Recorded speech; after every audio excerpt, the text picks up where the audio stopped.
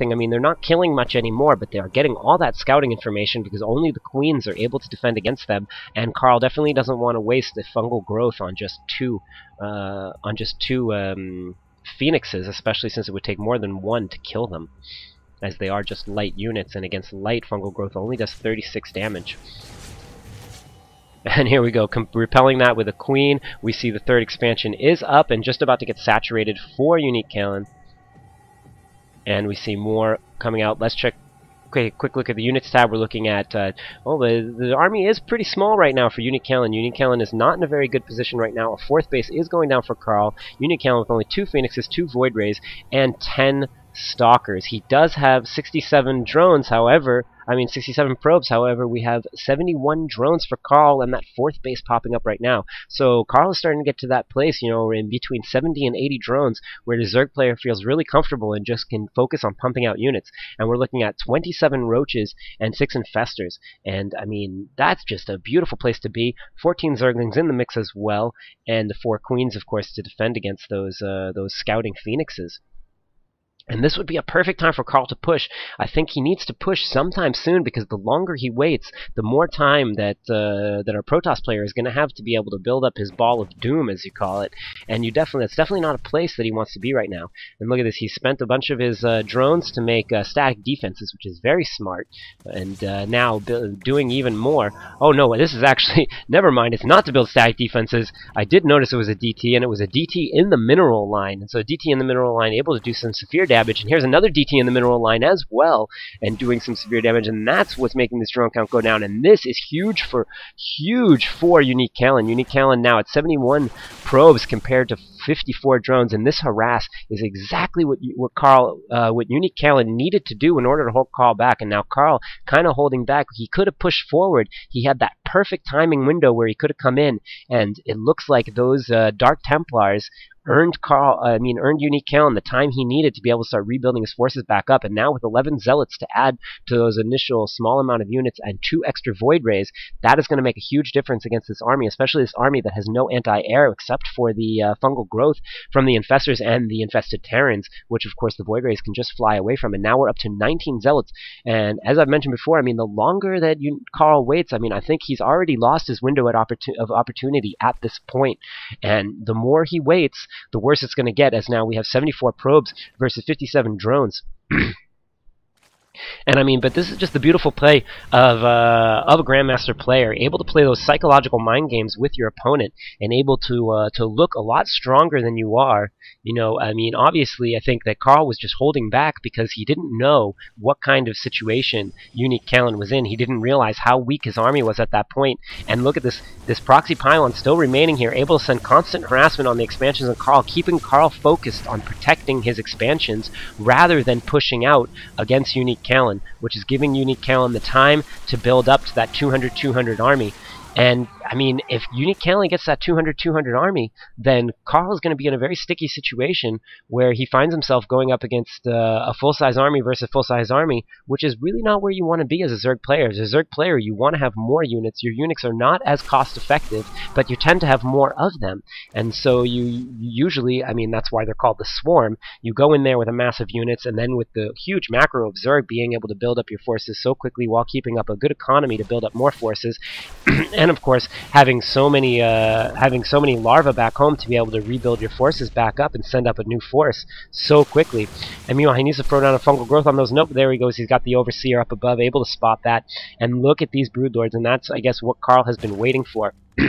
But still, his window of opportunity may be missed with those Void Rays. If he's able to get the Void Rays from the right angle and able to attack these Broodlords at just the right angle, it might be really, really bad for Karl. But we'll see what happens here. The army the army right now for uniqueKalin has not grown at all. He's just stuck with a twin. Oh, well, he has been growing those Void Rays, excuse me. I mean, up to 12 Void Rays from 5 the last time we looked. Same amount of Zealots, same amount of Stalkers right now. And here we go with the push. Gonna work on this expansion. Throwing down some units to kind of hold it off while the army joins from the back and going to sandwich these units in.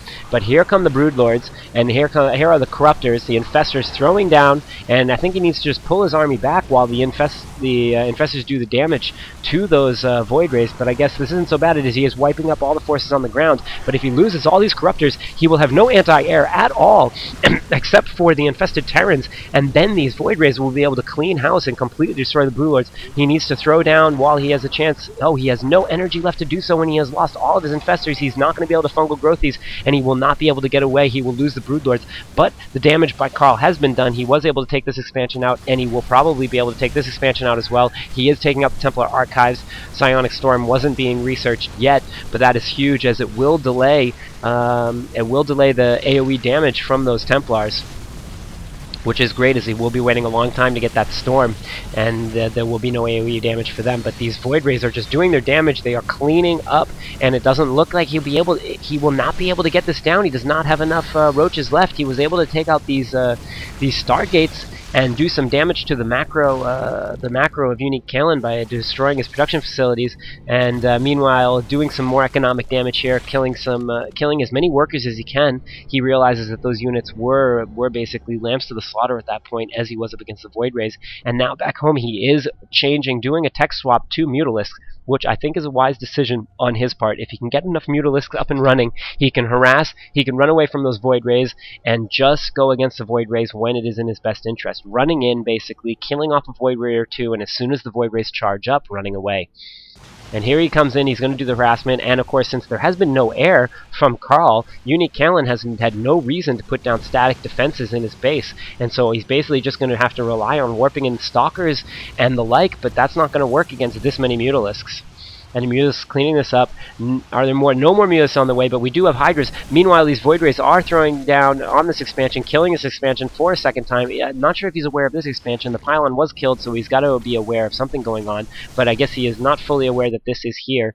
But look at this, another pylon here. Very smart of uniqueKalin. I like this. He's throwing the pylons all over the base, keeping on top of things, but here come the Hydralisks, wedging this army in between Queens and Hydralisks and Spore Crawlers, and now they're not able to go any fungal growth, and this will be cleaned up completely. However, there are DTs. Is there detection here? No, and there is the GG from uniqueKalin. Absolutely amazing. I'm not sure why he GG'd there. It must be just because of the army size and the macro, because the damage that was done. I gotta say, that's pretty impressive. I was expecting at this point uniqueKalin to take the game, but Karl, with the quick thinking, was able to swap to those Mutalisks and do massive harassment. And if we look at the base, he did indeed clean up these two. Well, there was nothing left at this base. He forced all the probes away from here, and all the probes were over here.